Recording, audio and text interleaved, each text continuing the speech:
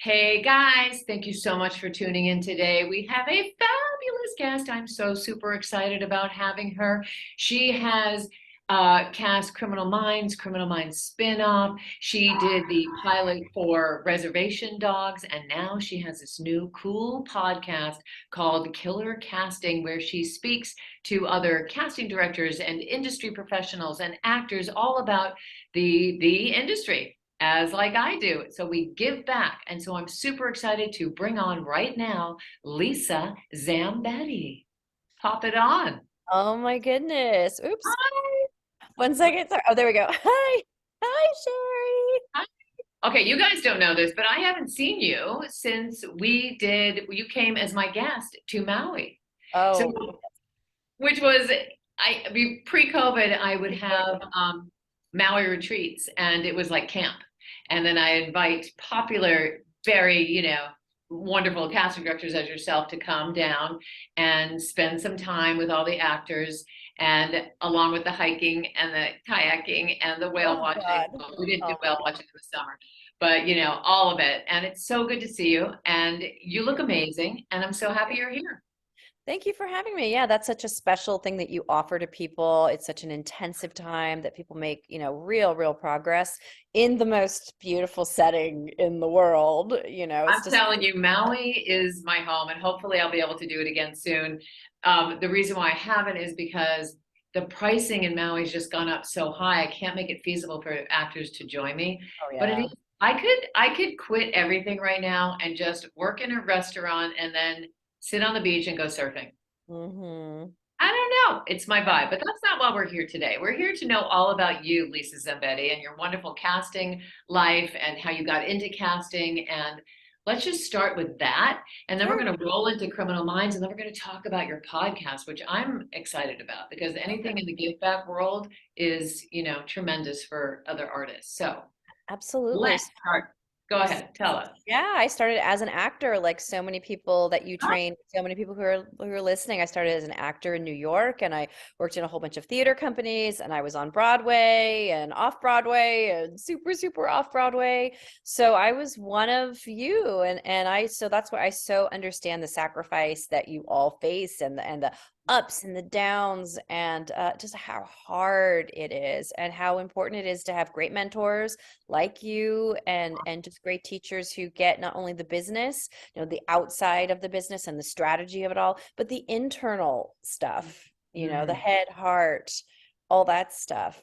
So yeah, so I was an actor and then I made the transition in New York to get into casting and I worked for some amazing, like the top casting people in Who are your mentors? Who mentored you and how did you fall Billy into it? Hopkins, Paul Schnee, Carrie Barden, Suzanne Smith. I mean, that was the first office that I worked for. I worked for all of them, and I interned for them. And then one of them went on an extended vacation, not vacation, but an extended leave, and so I got to really fill in and really do some work. And then eventually I moved and I came to LA, and But how did that happen though? Were you just auditioning? Were you doing a Broadway show and you're like, I can't, the emotional of it, or were you really intrigued by the I will business? tell you what happened and not to date everybody, but 9/11 happened. I mean, 9/11, I was in New York for 9/11 and that was a very clarifying thing.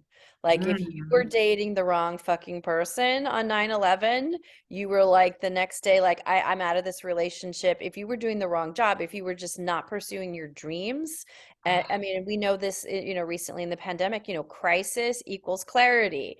And if you have to all of a sudden wake up and go, what do I really want to be doing? What really makes me happy?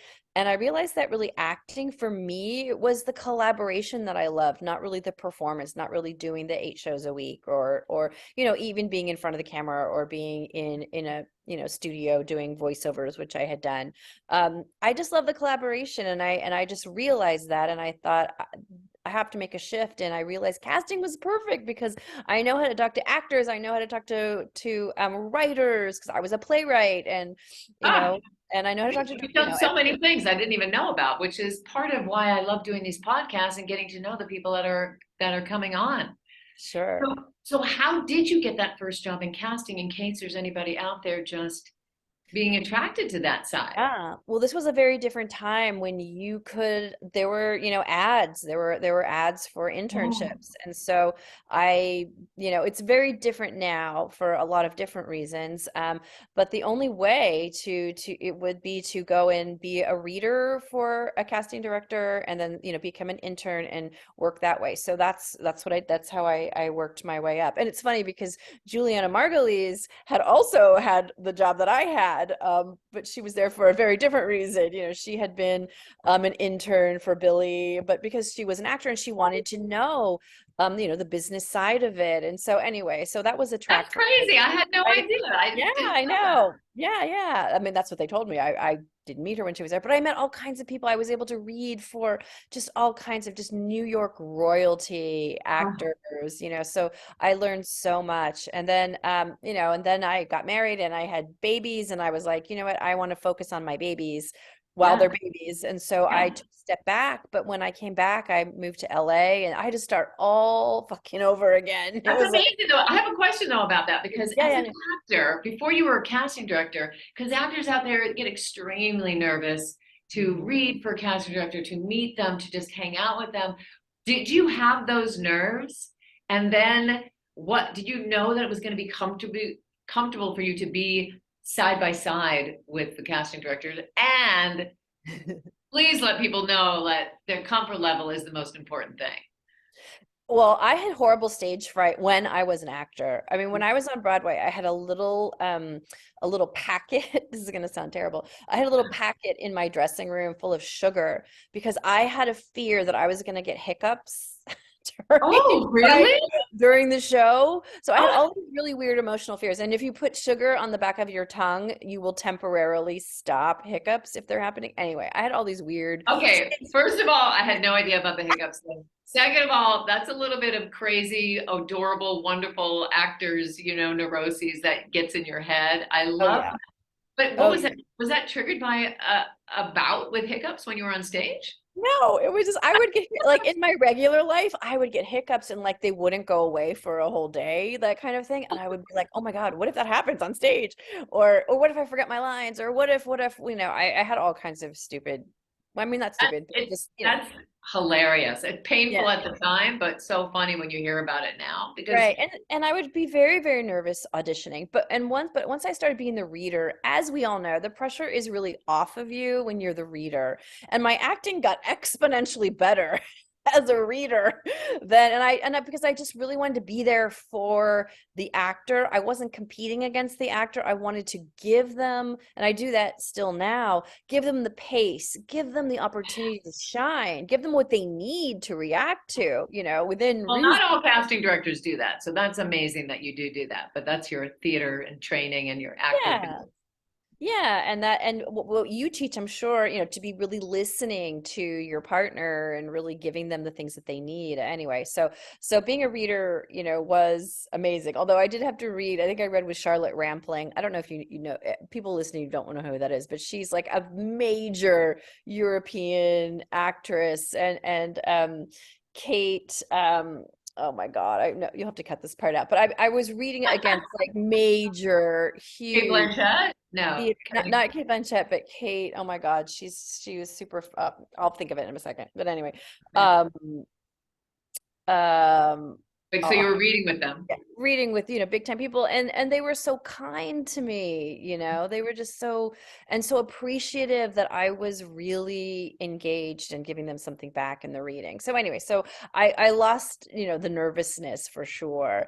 And of course I was working for just Billy Hopkins and Carrie and Paul and Suzanne, and they were just so like, oh, just read, don't be so nervous, like they were diffusing anything like that. And I got pregnant while I was working with them. And they were just, as my tummy got bigger and bigger and bigger, they would just be like, so excited for me. and Ah, and just, it was just a great atmosphere. And I just learned so much. Billy Hopkins is really famous for many actresses that he cast got nominated and won Academy Awards. I mean, he cast Gwyneth Paltrow in Shakespeare in Love and Halle Berry in Monsters Ball. And so, watching him and learning his aesthetic, was huge. So What was the main thing that you learned about when an actor came in? Now, of course, it's different, and we'll talk about actors' tapes, but what was that thing? Was it just that inner flow yeah, of the words and an inner inner peace. confidence, inner peace? Inner confidence. No, but not fronting, not pushing, not selling. That inner, so it was so internal, Sherry. It's like people who just know who they are, and so their work knows what it is too. That's the thing. And I'm sure maybe they were nervous, but it didn't seem like it. They seemed like they Yes. could breathe, that they were prepared. They were completely so prepared with the material. They knew to have how to have an extended conversation about the material. Anyway, They wanted to collaborate. They were confident yeah, enough to like discuss what the material is if they needed to. They weren't caring what you thought of them. They were there to service the material, give a great exactly. read, good performance. Right, That, right. that nerve thing is the killer for a lot of actors. And those actors, and I guarantee you, all those people that you're saying were so confident, they were nervous. Absolutely. You cannot not be nervous, Right. but they know how to control it and to Yes. use it. And that is the beauty. Absolutely. And you also got a sense that this one role was not the biggest fucking thing in their life. You know what I mean? That they had a whole life beyond this room with this reader and this casting director. You know what I mean? Like they weren't desperate for this thing, that life was much bigger, Which you know? is so important for actors. You have to have a full life. You have to do other things. You have to, now you can travel again, but you have to have relationships and families and don't wait because it's the wrong time, right? That's right. That's right. So I just learned, and that was all for film because all that office did at that time was just film, film, film, film, film. And then when I moved to LA, then I really started getting schooled on how to cast for amazing television, and I also assisted for just, the top casting directors in the business, and learned how, Learn so much. So Mhm. what is that key difference? Because when I'm teaching in my classes, the vocal tone for film is so much less than for television and procedurals and all that. What do you find for the actors listening out there would be that little bit of a message you can let them know? What's the difference?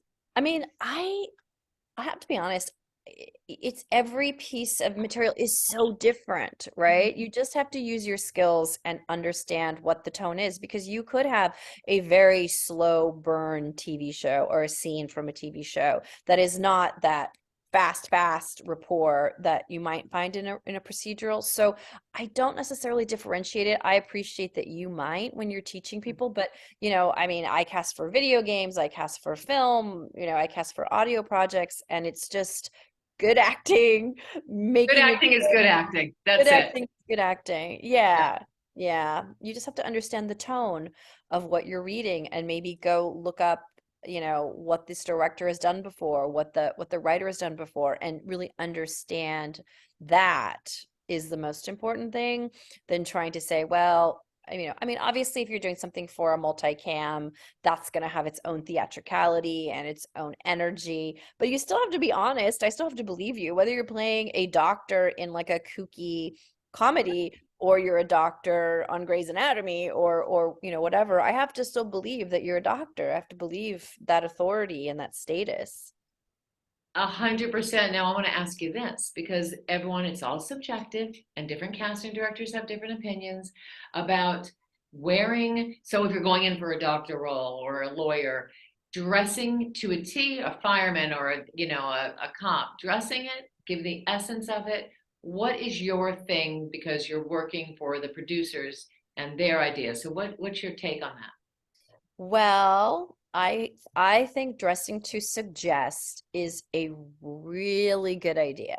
Mhm. And I have the data to prove it. I have the absolute data. It's not important for me as a casting director, and for many of my colleagues, like they don't give a shit. You could be wearing, whatever, all black, and I'll believe you, as whatever. Work is But there. it does, this business is all about subconscious impact, Mm. 100%. So I may not care what you're wearing, but the people who are watching you, the other people, they are very suggestible, I would say, not in a bad way, but what they see is what they need to get. It's understandable. They're not like us, actors who've been in repertory theater, and I may, one night I may be dressed like Ophelia, and the next night I may be dressed like Guys and Dolls or whatever.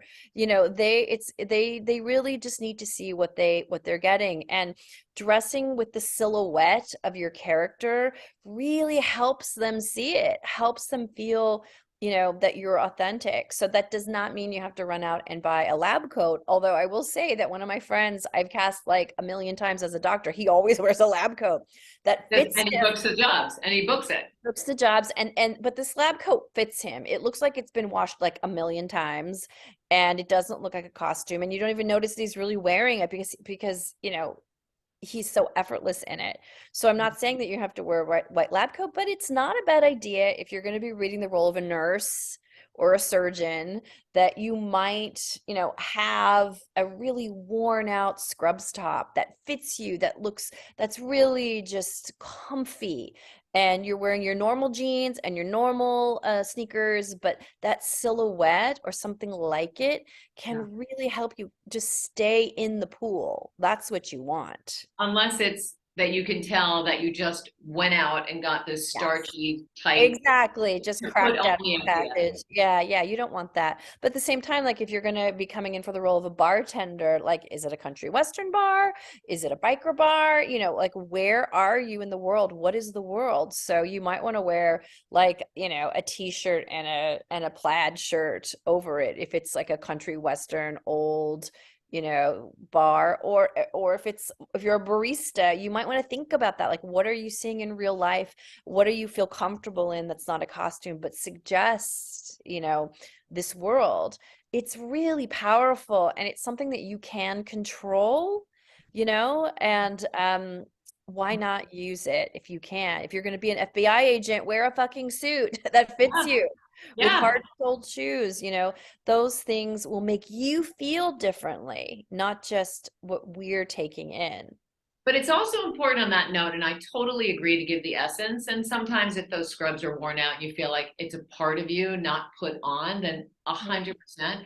But if you really are doing the character and you're jumping into the world, so whatever the wardrobe really helps you as an actor anyway. Not too much. To me, if you're Yeah, I can tell when actors are trying too hard and it turns me exactly. off. Absolutely. Yeah. You don't want to, if you're coming in for the role of a cop, there's no need to wear an actual cop uniform with handcuffs, which I have seen. But wearing dark blue chinos and a dark blue shirt, yes, and I've seen it kind of go the opposite way, Sherry, where somebody really hasn't attended to that. Like maybe they've come in like with a bright Hawaiian flowery magenta shirt, for a role that's really serious. And it's nothing that's said out loud, but I've just seen like that person kind of just be put in the margin and just not considered. It's really weird and it's not fair, but it's all about the subconscious impact that Mhm. and the things that you can control. So why And I, not? I somewhat agree. I mean, I totally agree with you because even if what you just said, if that person is going in for a lure and is wearing a Hawaiian shirt, then he's not in the right thought. He's not in the right world of it. He's not in the right creativity process of that character, And in it's a my opinion. yeah, but it's a shame because I have seen it happen, and the work is fine. Like it's not Yeah. like, there's not anything wrong with that person's acting, but there's something that's fighting with it. And when you Mm. have so many other people that are auditioning who are nailing the right vibe and the right tone with their look, people just want the answer. The producers just want the answer right in front Yeah. of them. It's like, yes, Yeah. they sound, I believe them, boom. You want to make it easier for them and not harder. And I That's mean, my opinion. I totally agree. Now that the world has changed, so I'm sure you miss being in person as much as every actor out there misses being in person. So when you're looking at tapes, what is that thing that grabs you? Is it the first 5 seconds to the opening moment and the thought? Because you know right away, don't you? You know. We do. And that's not to say that we don't watch the entire tape, but let's say like, recently I had like 30 tapes to go through for one role. I I'm filtering, right? So I'm going through the first few moments and Mhm. I'm like, "Oh, yes, yes, yes, yes. I don't need to see the rest right away." And then I go back and then I spend more time and so it is, especially if you're working in TV, it's so, so fast, getting those first few beats right. And if you're counting on this a scene that has a big monologue at the end, Mm. that's where you're going to get the role because of how you do that monologue at the end. No. Hopefully, you really want to work on the beginning. And it's not so much me, but I just know the people that I'm showing these tapes to, they really can feel it right away. And I can see them. I can see them leaning forward in the beginning of a tape. And then as the tape, very, just a few lines in, they're leaning back and they're like, okay, next, next, who's the next person? So, really getting that. What does that mean? They're leaning forward, then leaning back. What did you mean by that? It's they're giving up power and proving themselves by leaning forward, Oh and no, then I mean the person who I'm sitting with. If I'm sitting next to my director or my producer, oh, whether it's an actor coming in live in the room or live in a Zoom, which is really what we're doing right now, I can see them kind of leaning for, or if we're watching tapes together, that's really what I'm saying. So if we're watching tapes together, which is what I like to do, I don't like just to send the tapes out and then hear back. I like to do it together. And I can see my director or producer kind of leaning forward, hand on their chin, really interested. And then something will happen and I can see their body shift back like this. which means they're not as interested. That they disengage. So I can Yeah. see it physically happening to them, Ah, right? that's interesting. So So yeah. actors, you have to keep the engagement factor, so that strong opening moment, and then all those, nuances in between have to be so vivid and not over the top. I mean, I'm No. more nuanced and under, but there has to be something. And I think actors out there look at the actors that you like because the actors you like are doing that to keep you Right. intrigued. And also knowing that because we're so close up in this new, self-tape Zoom reality, we can see so much more nuance. We can see so much more subtlety and internal work. Because you really, as an actor, if you're listening to me right now, we want the focus of the camera to come in, right? To creep in, closer, closer, closer.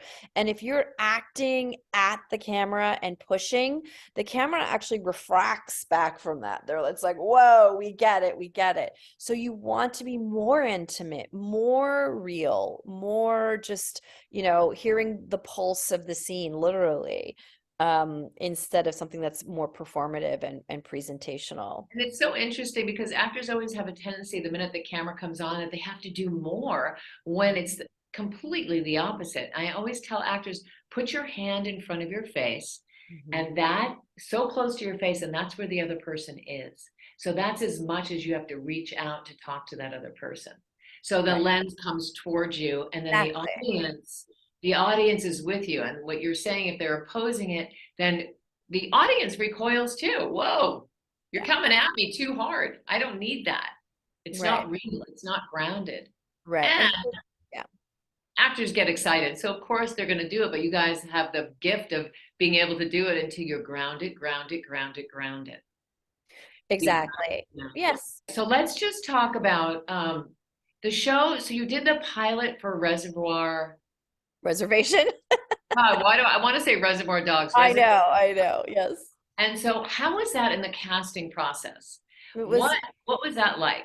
Tell It was us. incredible. I was so lucky to be asked to join the team with Angelique Midthunder to do the casting for this pilot, and it was really crazy because at first I just thought that I was just going to be helping out like on the LA side of it, because we were doing a huge search for Indigenous talent, and while it is a small pool, there are places to search, and so we were just getting just hundreds of tapes from all around the country, all around Canada, but I was so blessed that I got to fly to Oklahoma, with Angelique and with Sterling Harjo, who's the showrunner, and we drove all over the state. Big Oklahoma City, the biggest city, to tiny, tiny little towns, and I just met so many amazing families and every kind of actor, actors who obviously had maybe never ever done anything before, never, not even a school play, but who were coming out because this was a show about them, about their community, about their lives. And so we met some really talented people, and some of them made it through the process and auditioned back in LA for Taika Waititi and for Sterling, and some of them didn't make it that far, but they were still so good that I think that they're still being used in the run of the show. But it was such a great opportunity, and I'm just so happy all the people we met, and I've kept them in mind for all kinds of other projects, and it was just such a great I experience. And feel the beam in your heart when you're talking about it, because it's all about human connection and the truth. Acting is about truth, right? So the yeah. truthfulness and the care that these people have to represent their people probably shone through whether they had acting training or not. So it's that simplicity, the honesty, that vulnerability that probably got you excited about it. Plus Well, working with great people. yeah, absolutely. And the beautiful thing is, there were some kids who showed up who were just terrified. I mean, we were talking about nerves before. They were so scared. And so, part of the job is, and I've certainly auditioned many children, and I've had to have them do, on the shows that I do, like horrible things, like be tormented and Oh, abused and like emotional, awful emotional. things. Yes.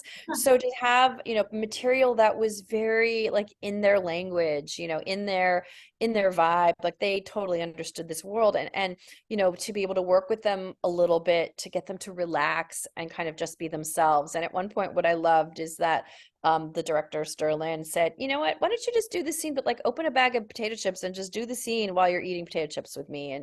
And that really like could relax them, and they could improvise a little bit, because it is an When in overwhelming. doubt, put behavior into your scene. Exactly.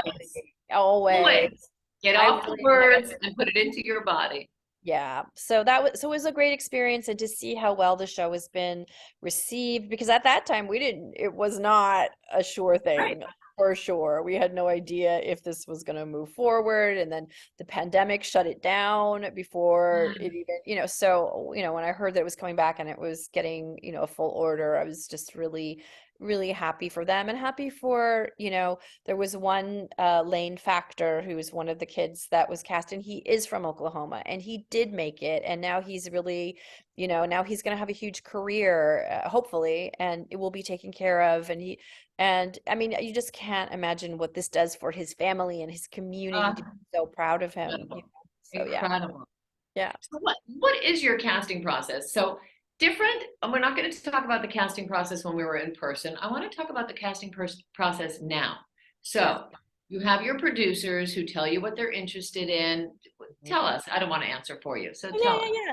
No, it's just, everybody probably has a very similar experience, thing. It all starts with the script. It has to start with the script, and talking with the producers about what they're looking for, but also how much outside of the box can we go?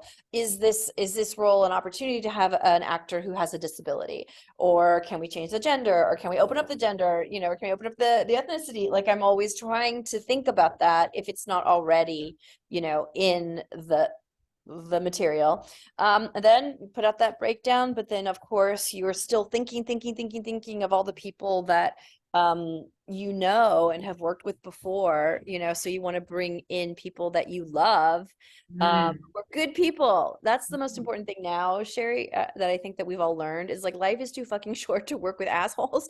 So you I want to don't think there's no tolerance of that anymore. In the old days, people could be really take advantage on set and oh hi cuteness, like and that's her dog. In case you're just hearing this and not seeing it. That people were running late and causing problems. I don't think that's tolerated anymore. Yeah, I don't think so either, but also like we just want to keep lifting up the people who like, I do a lot of some of lower budget films and stuff. And so people who are game to jump in on that, I want to reward them when I've got other things to do. Or people do like play readings for me or table reads for me to help, my producer, my director, create better material. I want to reward them and I want to take them with me when I've got a bigger money job that I can put them in. Yeah, that's so, so good. So you call people in, you find out people that you know from your past, and then agents or managers are submitting, through Mhm. Actors Access Right. or whatever, and then you Right. narrow it down. So when you have them go on tape, my question, and a lot of, it always says send one take, Mhm. but how do you feel about actors sending in two takes, the adjustment, if it's 180-degree different, because there's no interaction anymore before they Exactly. call that. Right. So I will always be like, if you feel like you've got more than one take, please go ahead, put it up. Why not? What the fuck do I care? I cannot watch it if I don't want to watch it. So there's really no downside to it for me. But also, Sherry, what I do is I don't just ask for self tapes. I will still do a pre-read session too, because I mean, I'll be getting all of these tapes, but I also want to just get in there and be able to redirect people and be able to, for myself, help them at the pre-read stage. So Just how do like, you do it? How do you, on Zoom, you mean? A pre-read on so I'll Zoom? do a couple sessions that are live via Zoom that I Oh, tape, just like this, just like what we're doing right now. this is I, makes my heart smile because actors yeah. need the connection and the direction. Yeah. Right, right. So then I'll have both, self-tape submissions and then stuff that I've taped myself. But just because I just feel like I have to, I just feel like I have to do that. And then, we narrow it down and I start sending my producers the best of what I'm seeing and keeping in contact with them and seeing, is this in the ballpark? How are you feeling? And then we do the producer session or the callback and then we really get into it. Obviously, some things are just cast off tape, like, oh yeah, he's fine for the mailman or she's Yeah, fine yeah. for the fireman. But that's basically the process. Sometimes there'll be a further chemistry read, and we're doing that on Zoom, right? And you'd think Right. that it would be weird, but it's not. I mean, people watching us, if they're watching us right now, they're seeing that we have chemistry talking to each other right now, that we're Totally. connecting. So it's not as hard as people think, although there is an adjustment period. And my I don't my think it's hard at all. I think it's actually safer. You're in your own confines of your own environment and you have that connection. However, on Zoom, there's not as much, there's a flatness that comes. There's a vivacious sparkle when you're in the room having energies like that. That's a little bit more vivacious to me. Mhm. But still, you can just, and God, I feel like actors out there, if you were in a chemistry read or reading with you, you could press pause for a second or turn your camera off and say just to gather your breath and say, oh my gosh, I just had a computer faux Right. pas, whatever. Right. You can do so many ways to take care of yourself.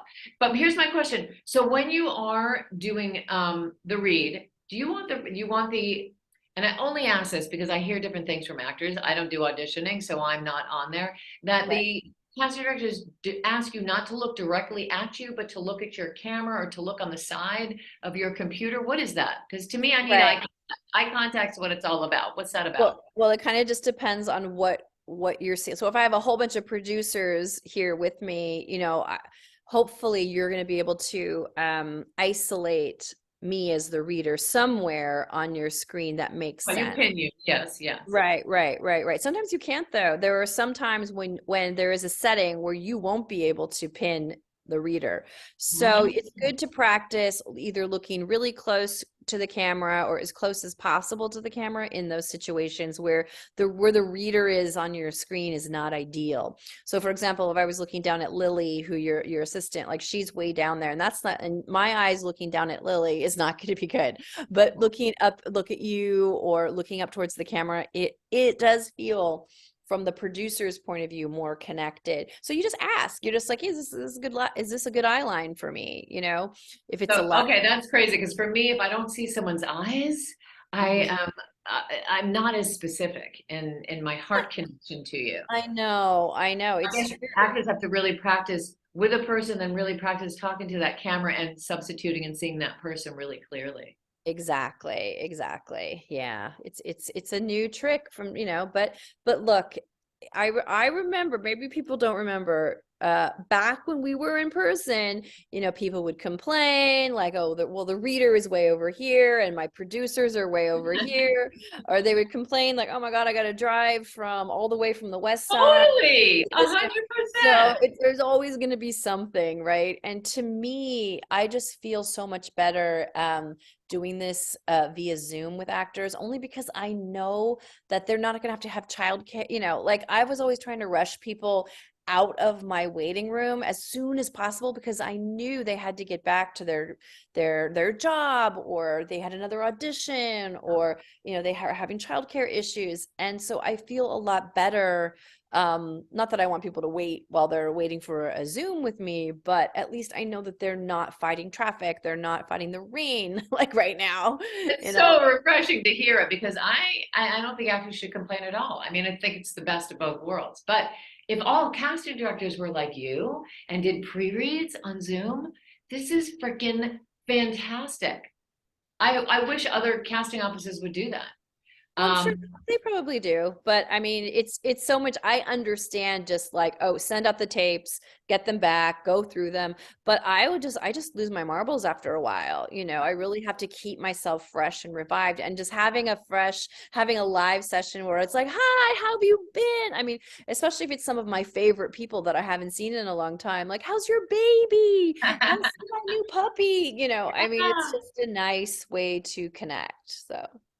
and just it's also that's what it's all about though, is the connection. And you're like, you really want to get to know the person and then they can fall into the world, but you want to know their vibe, right? Yeah, I mean, for I sure. coach so many people and I'm vibing with so many people, so many different energies every day. So when someone doesn't get it and they give the best audition for themselves and you loved it, it's at the end of the day the energy that doesn't match, right? So Right. don't fret, don't frown.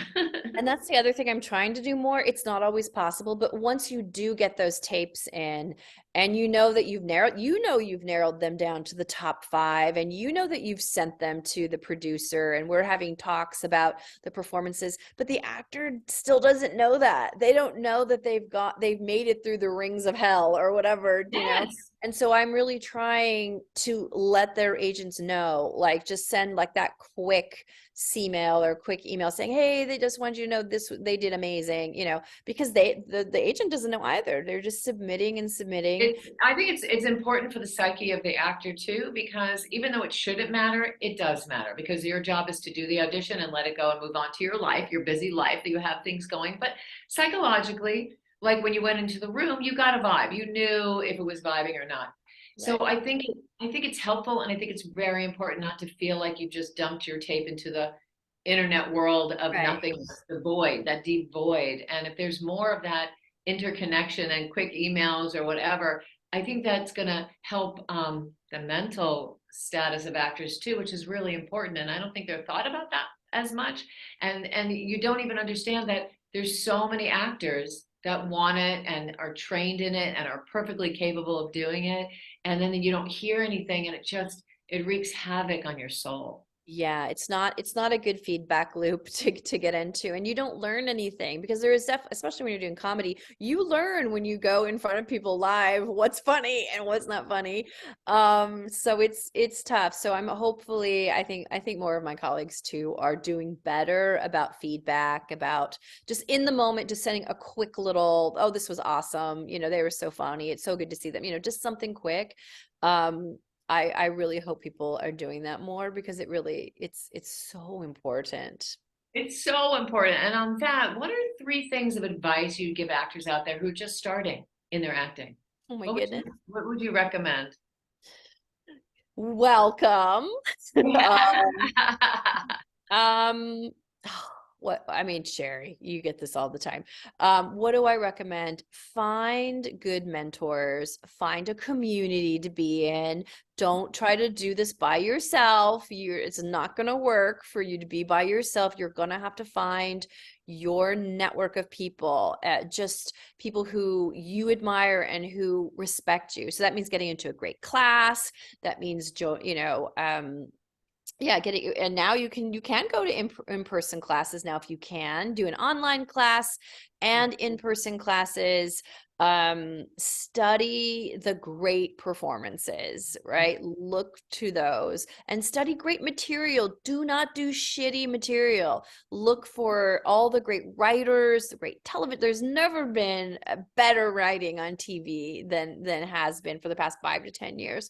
So look at those great scripts and compare what you see on the page to what the actor did. Learn about making choices and go back and look at old auditions. There are so many auditions now. You can look at Aaron Paul's audition for Breaking Bad, and you can, look at what people do when they get booked. Okay, you can't compare yourself to that, but it might open up your mind about how what, page to stage, what happens. I love that advice. And I, as a coach, I like looking at those auditions too. And it's just, you learn so much by reading and reading scripts and Yes. and plays and just absorbing your impulses and the different characters that maybe you will be portraying. And always Yeah. working that muscle. I agree with you. I'm glad I asked you that. Sure. For But sure. listen, I want to go onto the podcast because I mean there's so much to cover and I don't have that much time today. Sure.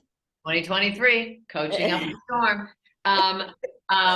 So tell us about the podcast Killer Casting that you're doing and Yes. hear it. Well, I do a podcast called Killer Casting. And, Love for it. years, Shari, I cast many killers and psychopaths and serial killers and all kinds of crazy people. My material was always very dark. So it's just kind of a play on that. But I want to talk about shows that I love. We do deep dives on shows where I think the casting is fucking amazing and the acting is amazing so that you can learn about that. But then I also have showrunners come on. I have actors come on. We just talk about whatever kind of I want to talk about, which is the beauty of having your own podcast. Great. But, hopefully, like I had Marcy Liroff come on, who was a very famous casting director, but she's an intimacy coordinator now, and she talks all about sex on screen, simulated sex on screen, and how actors now need to know what the boundaries are and how the union is really protecting them. So that's a really important episode. I also just had on, we talked about the movie She Said, which of course is the movie about, so I had on watched it last night. I literally just watched it last night. I loved it. It's amazing. I had on the real victims. Two of the real victims from that movie were on my podcast. Rowena Chu came on and she talked about what that was really like to be locked in a fucking hotel room with somebody who was trying to take advantage of you. Anyway, so we talk about that. We talk about anything. I think coming up, I want to have on some actors who've become influencers, who are doing some of their best work on Instagram and on TikTok. They've really found this is their creative outlet and they're just killing it. So it's basically just shows that I want to talk about, actors I want to talk to, subjects that come up. I have a great meditation. What shows have you talked about that you love? There's a lot of British shows that I've talked about, but I love Succession, and also, oh gosh, now I have to look it up real quick. And then I also love The Bear. I love Severance, so we go into that. But then I also had people to come on to talk about James Franco being cast as Fidel Castro. I talked to a couple of Latinx and Hispanic casting directors about how they felt about that and what that means, representation, what it means for our industry.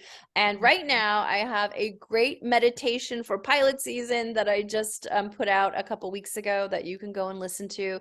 If you're freaking out about pilot season, whether either you're getting too many self-tape requests or not enough self-tape requests, I have a little meditation, chill you out for like 20 minutes, make you feel real good. So I'm going to tune into that. Maybe I'll play it for my class. So, how do we hear it? Just on every platform? Apple Podcast. It's on Spotify. It's everywhere. Killer Casting podcast. And Killer Casting. Yeah. I love it. You guys go out there and listen to it. Lisa, thank you so much. And you'll come back because I couldn't go as long as I wanted to go today, but you'll come back. I adore your energy, your passion for casting, your love of actors, the give back for Killer Casting, the discussion, because there's so many elements in the world that don't get talked about the world of acting, which is also why I did love She Said, because no one ever knew about the process how they came upon all the information, how it started to unravel, and it's all about the story. So those great stories and immersing yourself in it. So I'm going to go listen to your podcast.